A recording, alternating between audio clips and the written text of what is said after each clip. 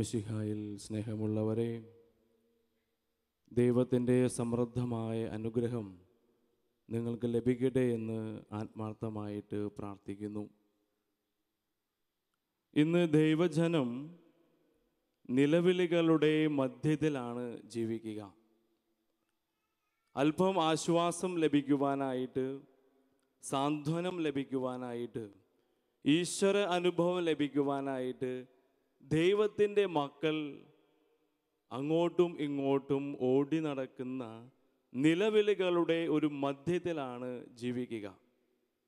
ഞാനിത് പറയുവാനായിട്ട് കാരണം, ഞങ്ങളുടെ ലാസലറ്റ് ധ്യാന കേന്ദ്രത്തിൽ ഒത്തിരി അമ്മമാരും അപ്പച്ചന്മാരുമൊക്കെ പല പ്രാവശ്യങ്ങളിൽ വന്ന് പങ്കുവെച്ച ചില കാര്യങ്ങളുണ്ട്.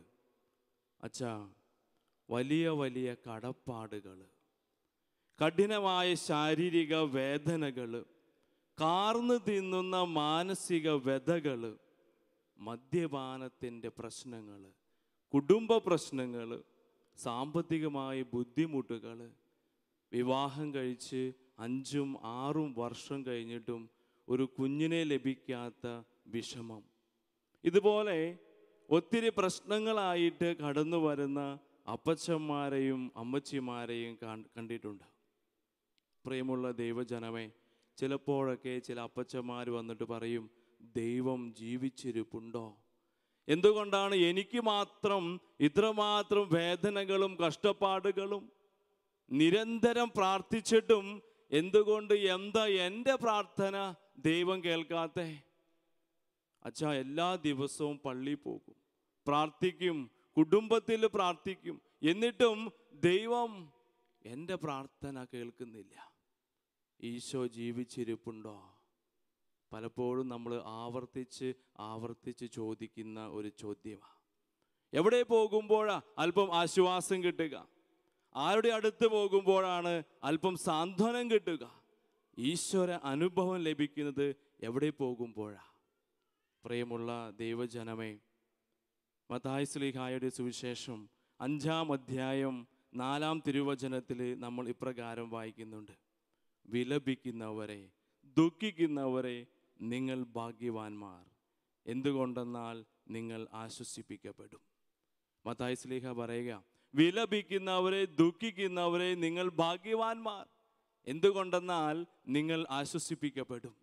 വീണ്ടും മത്തായി ശ്ലീഹായുടെ സുവിശേഷം 11-ാം അധ്യായം 28-ാം തിരുവചനത്തിൽ നമ്മൾ വായിക്കുന്നു: അധ്വാനിക്കുന്നവരും ഭാരം വഹിക്കുന്നവരുമായി നിങ്ങളെല്ലാവരും എൻ്റെ അടുക്കൽ വരുവിൻ, ഞാൻ നിങ്ങളെ ആശ്വസിപ്പിക്കാം. പ്രിയമുള്ള ദൈവജനമേ, മറ്റുള്ളവരെ തിരസ്കരിക്കുന്നു എന്നുള്ള അനുഭവം നെഞ്ചിലേറ്റിക്കൊണ്ട് തീച്ചൂളയിൽ കനൽ വെന്ത് ഉരുകുന്നത് പോലെയുള്ള അനുഭവത്തിലൂടെ നമ്മൾ മുമ്പോട്ട് പോകുമ്പോഴും ഈശോ നമ്മെ മാടി വിളിക്കുന്നുണ്ട്: എൻ്റെ മകനെ, എൻ്റെ മകളെ, എൻ്റെ അടുത്തേക്ക് വാ, ഞാൻ നിങ്ങളെ ആശ്വസിപ്പിക്കാം. അതുകൊണ്ടാണ് യാക്കോബ് ശ്ലീഹായുടെ ലേഖനം 4-ാം തിരുവചനം 8-ാം വാക്യം നമ്മൾ ഇപ്രകാരം വായിക്കും: ദൈവത്തോട് ചേർന്ന് നിൽക്കുവിൻ, അവിടുന്ന് നിങ്ങളോടും ചേർന്ന് നിൽക്കും. യാക്കോബ് ശ്ലീഹായുടെ ലേഖനം 4-ാം അധ്യായം 8-ാം തിരുവചനം പറയുകയാണ്: ദൈവത്തോട് ചേർന്ന് നിൽക്കുവിൻ, ദൈവം നിങ്ങളോടും ചേർന്ന് നിൽക്കും. അതുകൊണ്ടാണ് ഒരു പക്ഷേ മീവൽ പക്ഷി അതിൻ്റെ കുഞ്ഞുങ്ങളെ അൽത്താരയുടെ ബലിപീഠത്തിൻ്റെ തണലിൽ വളർത്തുന്നു എന്ന സങ്കീർത്തന വചനത്തോട് ചേർത്ത് വായിക്കണം നമ്മുടെയും ജീവിതം.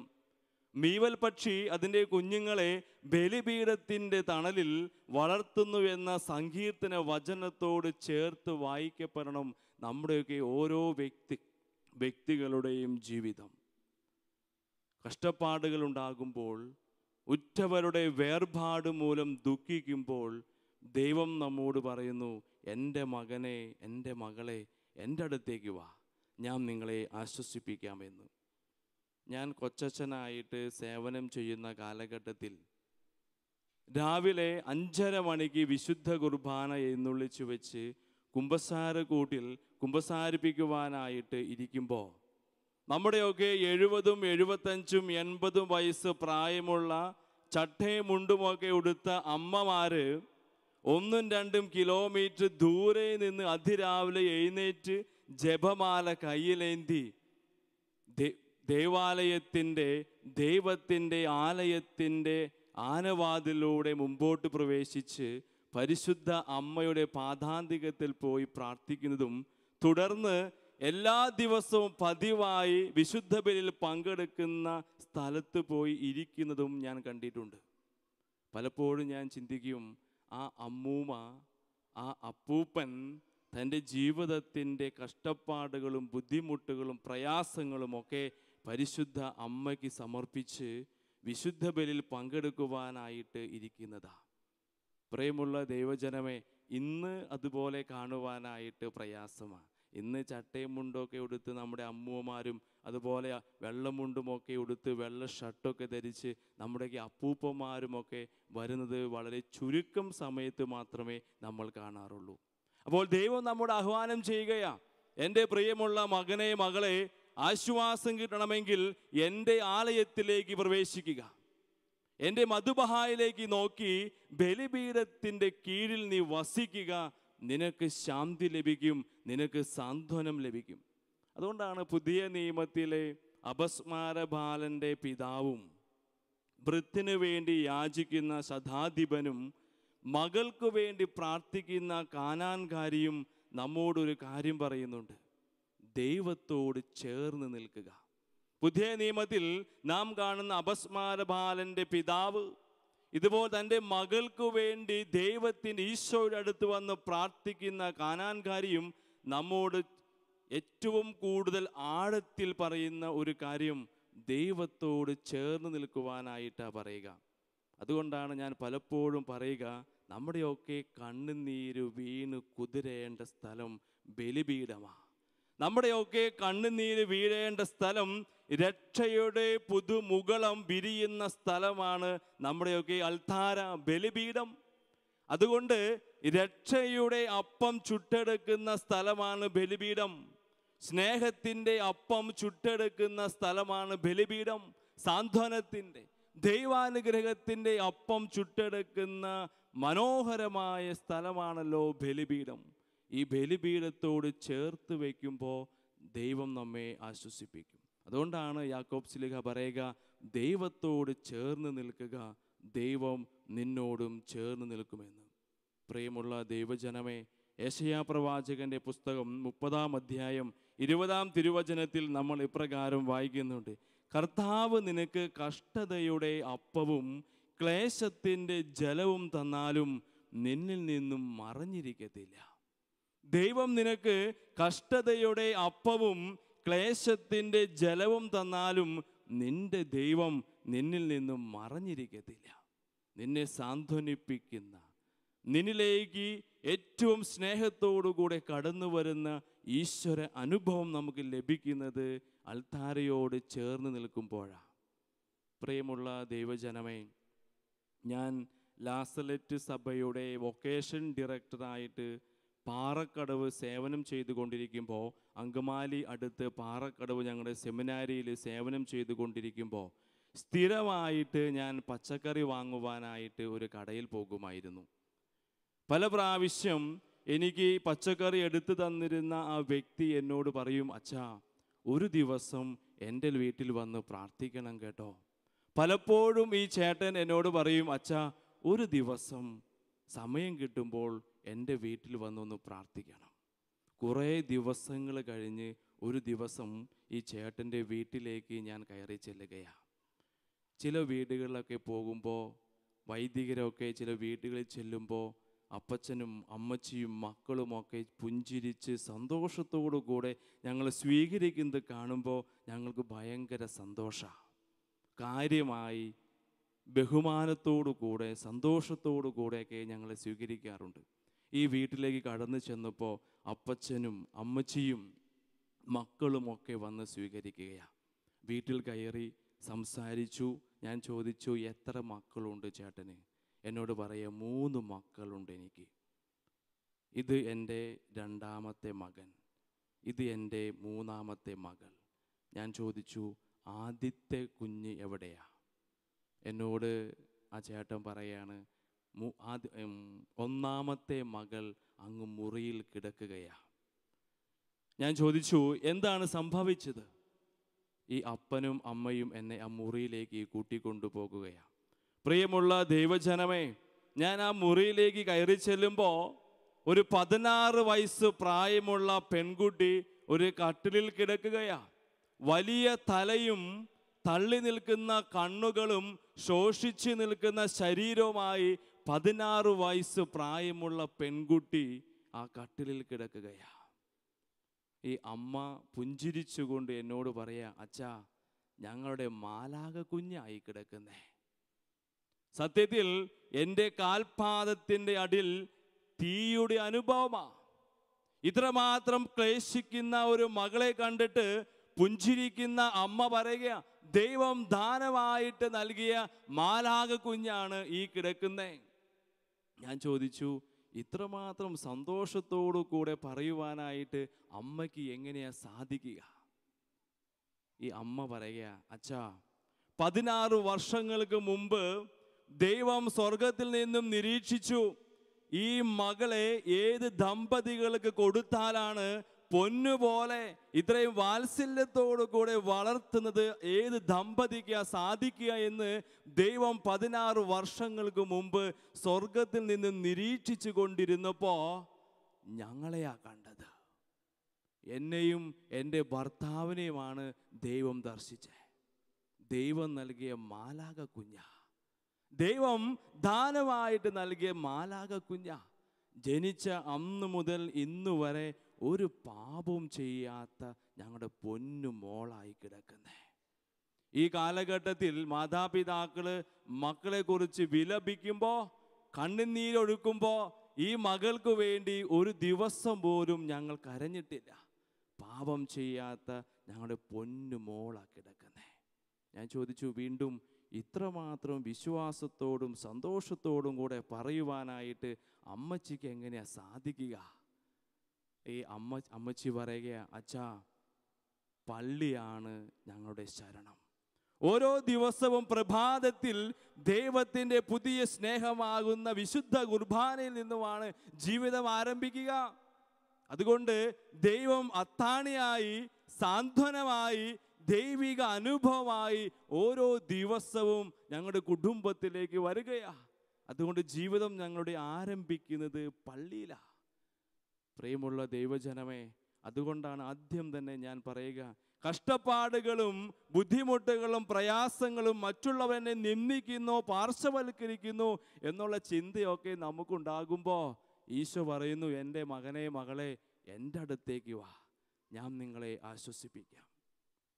അതുകൊണ്ടാണ് ഹബക്കൂക്കിൻ്റെ പുസ്തകം, പ്രവാചകന്റെ പുസ്തകം 3-ാം അധ്യായം 17 18 തിരുവചനത്തിൽ നമ്മൾ ഇപ്രകാരം വായിക്കുന്നുണ്ട്: അത്തിമരം പൂക്കുന്നില്ലെങ്കിലും, മുന്തിരിയിൽ ഫലങ്ങളില്ലെങ്കിലും, ഒലിവ് മരത്തിൽ കായ്ക്കൾ ഇല്ലാതായാലും, ആട്ടിൻകൂട്ടം ആലയിൽ അറ്റുപോയാലും ഞാൻ ദൈവത്തിൽ ആനന്ദിക്കും. ഞാൻ ദൈവത്തിൽ ആനന്ദിക്കും, എൻ്റെ രക്ഷകനായ ദൈവത്തിൽ ഞാൻ സന്തോഷിക്കും. എന്തുകൊണ്ടെന്നാൽ ദൈവമാണ് എൻ്റെ ബലം. ദൈവമാണ് എൻ്റെ ബലം. ആരെയും കുറ്റപ്പെടുത്തുവാനായിട്ടോ ആരെയും ശപിക്കുവാനായിട്ടോ, എനിക്ക് സങ്കടങ്ങൾ വരുമ്പോൾ, കഷ്ടപ്പാടുകൾ വരുമ്പോൾ നീ കാരണമാണ്, നിന്റെ പ്രശ്നങ്ങൾ മൂലമാണ് ഈ ബുദ്ധിമുട്ട് വന്നതെന്ന് പറയുവാനായിട്ട് ഒരു വ്യക്തിയും കുനിയരുത്. ദൈവത്തിൻ്റെ ആലയത്തിലേക്ക് കടന്നു വന്ന് മധുബഹായിലേക്ക് നോക്കി ദൈവത്തിൻ്റെ ബലിപീഠത്തിൻ്റെ തണലിൽ നാം ജീവിക്കുമ്പോൾ ഈശോ നമ്മെ ആശ്വസിപ്പിച്ചു കൊണ്ടിരിക്കും. അതുകൊണ്ടാണ് പ്രിയമുള്ള ദൈവജനമേ, കൊച്ചുകുഞ്ഞുപദേശി ഇപ്രകാരം പറയുക: കർത്താവേ, ഞാൻ നിന്നോട് പരിഭവിക്കില്ല. കർത്താവേ, ഞാൻ നിന്നോട് പരിഭവിക്കില്ല, ഒരു പരാതിയും പറയില്ല. ദുഃഖത്തിൻ്റെ പാനപാത്രം നീ എൻ്റെ കയ്യിൽ നീട്ടി തന്നാൽ മോന്തി മോന്തി കുടിച്ച് ഹല്ലേലൂയ എന്ന് ഞാൻ പാടും. ദൈവമേ, ഞാൻ നിന്നോട് പരിഭവിക്കില്ല, ഒരിക്കലും നിന്റെ അടുത്ത് വന്ന് കുറ്റം പറയില്ല. നീ സഹനത്തിൻ്റെ ദുഃഖത്തിൻ്റെ പാനപാത്രം നീട്ടിത്തന്നാൽ ഞാൻ മോന്തി മോന്തി കുടിക്കും. അവസാനം ഹല്ലേലൂയ എന്ന ഗീതം പാടും ഞാൻ. പ്രിയമുള്ള ദൈവജനമേ, കഷ്ടപ്പാടുകൾ ബുദ്ധിമുട്ടുകൾ ഏറി വരുമ്പോൾ നാം സന്തോഷിക്കണം. കാരണം ദൈവം നമ്മുടെ ചാരെ നിൽപ്പുണ്ട്, അത്താണിയായി നിൽപ്പുണ്ട്. നമ്മെ ആശ്വസിപ്പിക്കുവാൻ, സാന്ത്വനിപ്പിക്കുവാനായിട്ട് ഈശോ നമ്മോട് ചേർന്ന് നിൽക്കുകയാ. ഓരോ പ്രാവശ്യവും ദുഃഖത്തിൻ്റെ പാനപാത്രം കുടിക്കുവാനായിട്ട് നീട്ടിത്തരുമ്പോൾ. അതുകൊണ്ടാണ് 2 രാജാക്കന്മാരുടെ പുസ്തകം 20-ാം അധ്യായം 5-ാം തിരുവചനത്തിൽ നമ്മൾ ഇപ്രകാരം വായിക്കും: ഞാൻ നിന്റെ കണ്ണുനീര് കാണുകയും പ്രാർത്ഥന കേൾക്കുകയും ചെയ്തിട്ടുണ്ട്. ഞാൻ നിന്റെ കണ്ണുനീർ കാണുകയും പ്രാർത്ഥന കേൾക്കുകയും ചെയ്തിട്ടുണ്ട്. ഞാൻ നിന്നെ സുഖപ്പെടുത്തും, ഞാൻ നിന്നെ സുഖപ്പെടുത്തും.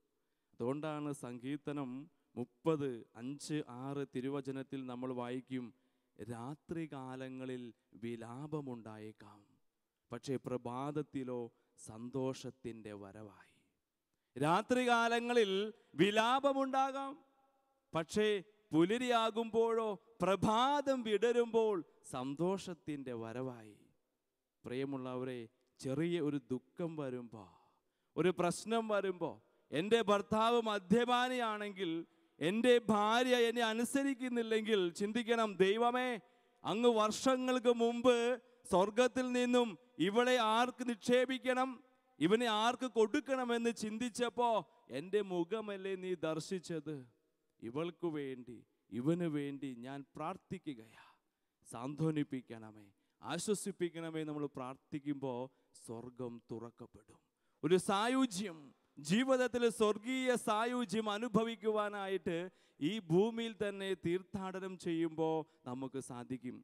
അതുകൊണ്ടാണ് ജോബിൻ്റെ പുസ്തകം 2-ാം അധ്യായം 8-ാം തിരുവചനത്തിൽ നമ്മൾ ഇപ്രകാരം വായിക്കുന്നുണ്ട്: ജോബ് ചാരത്തിൽ ഇരുന്ന് ഓട്ടുകഷ്ണം കൊണ്ട് ശരീരം ചുരണ്ടിക്കൊണ്ടിരിക്കുകയാണ്. ജോബ് എല്ലാം നഷ്ടപ്പെട്ടു, എല്ലാം ദൈവം തിരിച്ചെടുത്ത് കഴിഞ്ഞപ്പോൾ ജോബ് ചാരത്തിലിരുന്ന് ഓട്ടുകഷ്ണം എടുത്ത് ശരീരമാകെ ചുരണ്ടിക്കൊണ്ടിരിക്കുകയാ. അപ്പോൾ തൻ്റെ ഭാര്യ വന്ന് പറഞ്ഞു: മനുഷ്യ, ഇനിയും നീ ദൈവഭക്തിയിലായിരിക്കുന്നുവോ? ദൈവത്തെ ശപിച്ചിട്ട് പോയി മരിക്കുക എന്ന് ഭാര്യ ജോബിനോട് പറയുക. എൻ്റെ മനുഷ്യ, എല്ലാം ദൈവം തിരിച്ചെടുത്തില്ലേ, ഇനി എന്തിനാ ദൈവഭക്തിയിൽ ജീവിക്കുന്നേ? ദൈവത്തെ ശപിച്ചിട്ട് പോയി മരിക്കി. ജോബ് എന്താ പറയുക? എൻ്റെ മോളെ, നീ എന്തൊക്കെയാ പറയുന്നേ? നീ എന്താ ഇങ്ങനെ പറയുക? ഇത്രയും വർഷം ദൈവത്തിൽ നിന്നും നന്മകളും സൗഭാഗ്യങ്ങളും ഏറ്റുവാങ്ങിയിട്ട് കുറച്ച് കാലഘട്ടത്തിലേക്ക് കുറച്ച് പ്രശ്നങ്ങളോ കഷ്ടപ്പാടുകളോ സ്വീകരിക്കുവാനായിട്ട് നീ എന്തുകൊണ്ടാ മടി കാണിക്കുന്നേ? ജോബ് ചോദിക്കുകയാ. വർഷങ്ങളോളം സൗഭാഗ്യം ദൈവത്തിൽ നിന്നും ചോദിച്ചു വാങ്ങിയിട്ട് കുറച്ച് കാലഘട്ടത്തിലേക്ക് അല്പം സങ്കടങ്ങളും പ്രശ്നങ്ങളും ഒക്കെ ദൈവം നൽകുമ്പോൾ ദൈവത്തെ തള്ളിപ്പറയാമോ? ദൈവത്തെ എങ്ങനെ നിന്ദിക്കുവാനായിട്ട് സാധിക്കും? പ്രിയമുള്ള ദൈവജനമേ, ചിന്തിച്ചു നോക്കിയേ. ജോബിനറിയാം ദൈവം എല്ലാം അറിയുന്നവനാ. സന്തോഷത്തിലും ദുഃഖത്തിലും സമ്പത്തിലും ദാരിദ്ര്യത്തിലും ദൈവത്തോടൊപ്പം ജീവിക്കുവാനായിട്ട് വിളിക്കപ്പെട്ടിരിക്കുന്നവരാ നമ്മൾ ഓരോ വ്യക്തികളും. നിങ്ങൾ ചിന്തിച്ചു നോക്കിയേ. അതുകൊണ്ടാണ് ഞാൻ എപ്പോഴും പറയും, ഹാഗാറിന് വേണ്ടി മരുഭൂമിയിൽ കിണർ കുത്തിയ ദൈവം മോശ കൈകൾ ഉയർത്തിപ്പിടിച്ചപ്പോൾ സൂര്യൻ നിശ്ചലമാക്കിയ ദൈവം ബെത്സൈദ കുളക്കരയിൽ റൂബി ആഘോഷിക്കുവാനായിട്ട് 40 വർഷത്തെ കാത്തിരിപ്പിൻ്റെ ആനിവേഴ്സറി ആഘോഷിക്കുവാനായിട്ട് കാത്തിരുന്ന തളർവാദ രോഗിയെ സുഖപ്പെടുത്തിയ ദൈവം, ഓരോ കാലഘട്ടത്തിലും ചരിത്രത്തിലും ഇടപെടുന്ന ദൈവം നമ്മെ അനുഗ്രഹിക്കും, നമ്മുടെ ജീവിതത്തിലും ഇടപെടുമെന്നുള്ള ഉറച്ച വിശ്വാസമാണ് മാർത്തോമാ ക്രിസ്ത്യാനികളായ നമുക്കൊക്കെ ആവശ്യം, അല്ലേ? ഹാഗാറിനു വേണ്ടി മരുഭൂമിയിൽ കിണർ കുത്തിയ ദൈവം, അങ്ങ് മോശ കൈകൾ ഉയർത്തിപ്പിടിച്ചപ്പോൾ സൂര്യനെ നിശ്ചലമാക്കിയ ദൈവം, ഇതുപോലെ ഓരോ ചരിത്രത്തിലും ഇടപെട്ട ദൈവം നമ്മോട് പറയുന്നുണ്ട്, എൻ്റെ ആലയത്തിലേക്ക് വാ, എൻ്റെ ആലയത്തിലേക്ക് കടന്നു വാ, ഞാൻ ആശ്വസിപ്പിക്കാം. അതുകൊണ്ടാണ് മലയാളി കവി അയ്യപ്പൻ പണിക്കർ ഇപ്രകാരം പറയുക: എല്ലാ ജീവിതത്തിലും പ്രകാശമുണ്ട്, ചിലപ്പോൾ നേരത്തെ വരും, ചിലപ്പോൾ സാവധാനത്തിൽ കടന്നു വരും. മലയാളി കവി അയ്യപ്പൻ പണിക്കർ ഇപ്രകാരം പറയുക: എല്ലാ ജീവിതത്തിലും പ്രകാശമുണ്ട്, ചിലപ്പോൾ നേരത്തെ കടന്നു വരും, ചിലപ്പോൾ അല്പസമയം കാത്തിരിക്കേണ്ടതായിട്ട് വരും. ദൈവഹിതത്തിന് ചേർന്ന് നിൽക്കുവാനായിട്ട് നമുക്ക് സാധിക്കണം. അതുകൊണ്ടാണല്ലോ വിശുദ്ധ മോനിക്കായുടെ പ്രാർത്ഥന, വിശുദ്ധ മോനിക്കായുടെ കണ്ണുനീര് സഭയ്ക്ക് വിശുദ്ധ അഗസ്റ്റിനോസ് പുണ്യവാളനെ നൽകിയെങ്കിൽ കന്യാസ്ത്രീയാകണമെന്ന് വാശി പിടിച്ച തെരേസായെ മാർപ്പാപ്പയുടെ അടുത്തേക്ക് കൊണ്ടുപോയി സമ്മതം വാങ്ങിക്കൊടുത്ത മാർട്ടിൻ അപ്പച്ചൻ ഇന്ന് നമുക്ക് എത്രയോ ചെറുപുഷ്പങ്ങളെ സമ്മാനിക്കുന്നേ. ഇതുപോലെ തങ്ങളുടെ മക്കൾ പാപം ചെയ്യുന്നതിനേക്കാൾ മരിക്കുന്നതിൽ സന്തോഷിച്ച വിശുദ്ധ റീത്ത നമ്മോട് പറയുന്ന ഒരു സത്യമുണ്ട്. ദൈവം നിന്നെ ആശ്വസിപ്പിക്കും. നിന്റെ ദുഃഖങ്ങളിലും വിലാപങ്ങളിലും പ്രശ്നങ്ങളിലും കുടുംബ പശ്ചാത്തലത്തിലും ദൈവം നിന്നോട് ചേർന്ന് നിൽക്കുവാനായിട്ട് കൊതിക്കുകയാണ്. അതുകൊണ്ടാണ് ദൈവം നമ്മോട് ചോദിക്കുന്നുണ്ട്, എൻ്റെ മകനെ മകളെ, നിന്റെ ചങ്കിൽ ഒരു വാടക മുറി എനിക്ക് തരാമോ? ഒരു അല്പം സ്ഥലം എനിക്ക് തരാമോ? മതിയാവോളം ജീവിക്കുവാനായിട്ട് ദൈവം ചോദിക്കുകയാണ്. എൻ്റെ മകനെ മകളെ, നിന്റെ ഹൃദയത്തിൽ ഒരു അല്പസ്ഥലം എനിക്കായിട്ട് മാറ്റിവെക്ക്. മതിയാവോളം ജീവിക്കുവാൻ, എനിക്ക് വന്ന് വസിക്കുവാനായിട്ട്. ബലിപീഠത്തിൻ്റെ തണലിൽ വസിക്കുമ്പോൾ ദൈവം നമ്മെ ആശ്വസിപ്പിക്കും. ദൈവം നമ്മെ ആശ്വസിപ്പിക്കും. അതുകൊണ്ടാണ് റോമാക്കാർക്ക് എഴുതിയ ലേഖനം 8-ാം അധ്യായം 28-ാം തിരുവചനം നമ്മൾ വായിക്കും. ദൈവത്തെ സ്നേഹിക്കുന്നവർക്കും ദൈവത്തിൻ്റെ പദ്ധതി അനുസരിച്ച് വിളിക്കപ്പെട്ടവർക്കും സകലതും നന്മയ്ക്കായി ഭവിക്കും. ദൈവത്തിൻ്റെ ആലയത്തിൽ പോകുന്നവർക്ക്, ദൈവത്തെ സ്നേഹിക്കുന്നവർക്ക്, പദ്ധതി അനുസരിച്ച് വിളിക്കപ്പെട്ടവർക്ക് സകലതും നന്മയ്ക്കായി ഭവിക്കുമെന്ന് പറയുകയാണ്. അതുകൊണ്ടാണ് അസീസി പുണ്യവാളൻ ഇപ്രകാരം പറയുക, ഒരു നായി അതിൻ്റെ യജമാനൻ്റെ പാദത്തിൽ ചേർന്ന് കിടക്കുന്നത് പോലെ സക്രാരിയോട് ചേർന്ന് നിൽക്കും ഞാൻ. ഫ്രാൻസിസ് അസീസി പുണ്യവാളൻ പറയുക, ഒരു നായി അതിൻ്റെ യജമാനൻ്റെ പാദത്തിൽ ചേർന്ന് നിൽക്കുന്നത് പോലെ സക്രാരിയോട് ചേർന്ന് ഞാൻ നിൽക്കും. സത്യമാ. ഇതുകൊണ്ടാണ് മദർ തെരേസ ഇങ്ങനെ പറയുക, നിങ്ങളുടെ ജീവിതം കുർബാനയ്ക്ക് ചുറ്റും നെയ്യപ്പെട്ടതായിരിക്കണം. നിങ്ങളുടെ ജീവിതം വിശുദ്ധ ബലിയോട്, ബലിപീഠത്തോട് ചേർന്ന് നെയ്യപ്പെട്ടതായിരിക്കണം. ആശ്വാസം ലഭിക്കുവാനായിട്ട്, സന്തോഷം ലഭിക്കുവാനായിട്ട്, സാന്ത്വനം ലഭിക്കുവാനായിട്ട് ദൈവത്തിൻ്റെ പദ്ധതി അനുസരിച്ച് വിളിക്കപ്പെട്ടവർക്ക് സകലതും നന്മയ്ക്കായിട്ട് ഭവിക്കുമെന്ന ഉറച്ച വിശ്വാസത്തോടു കൂടെ ദൈവത്തിൻ്റെ മധുബഹായിലേക്ക് ചേർന്ന് നിൽക്കുമ്പോൾ നാം ആശ്വസിപ്പിക്കപ്പെടും. ഒരു സംശയമില്ല. അതുകൊണ്ടാണ് പ്രിയമുള്ള ദൈവജനമേ, നമ്മളൊക്കെ പറഞ്ഞു കേട്ടുവല്ലോ, ജോബിൻ്റെ ജീവിത അനുഭവം, ഓരോ വിശുദ്ധരുടെയും ജീവിത അനുഭവങ്ങൾ നമ്മോട് പറയുന്ന ഒരു കാര്യം ഇത് തന്നെയാണ്. പ്രിയമുള്ള മകനെ മകളെ, ദൈവത്തിൻ്റെ ബലിപീഠത്തോട് ചേർന്ന് നിൽക്കുക. നിങ്ങൾ ആശ്വസിപ്പിക്കപ്പെടും. നിങ്ങൾ ആശ്വസിപ്പിക്കപ്പെടും. ഈ ഒരു വചനത്തിൻ്റെ അഭിഷേകം നമുക്ക് ലഭിക്കുവാനായിട്ട് നിങ്ങൾ ചിന്തിക്കണം.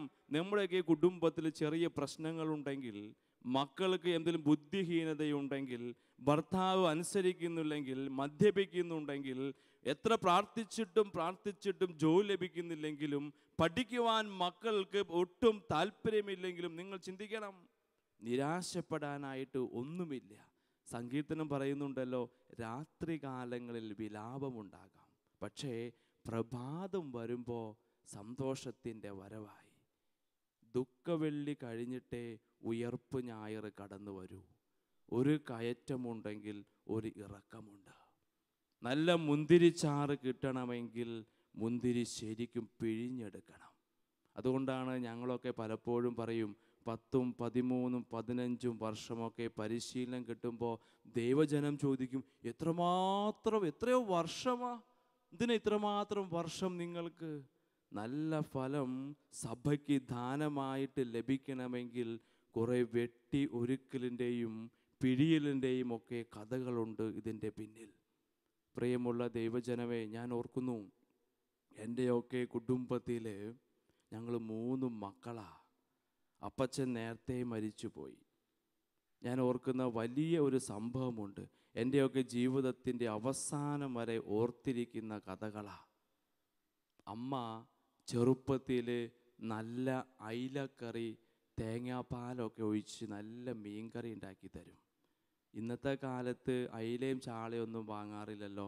നല്ല വരാലും നല്ല നെയ്മീനും നല്ല കൊഞ്ചും നല്ല നെയ്മീനും വരാലും കരിമീനൊക്കെയാണ് വാങ്ങണേ.